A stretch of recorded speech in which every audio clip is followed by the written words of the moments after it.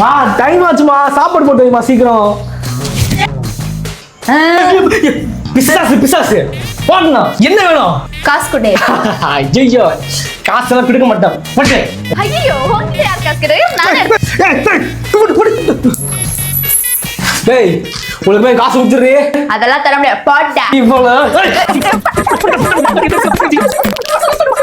இந்த பைத்தியங்களை வச்சுக்கிட்டு என்ன பண்றதுனே தெரியல வீட்டுல.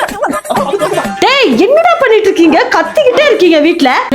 வா ஒழுக்கமா போடுறேன். காசு கொடுத்து டென்ஷன் ஆயிடுறா. அப்புறம் நானே வந்து காசு எடுக்கலாம். எடுக்கலாம். ஆமா நான் அதை. ஐயோ அம்மா டென்ஷன் பண்றாம. இப்ப யார்கிட்ட தான் காசு இருக்கு?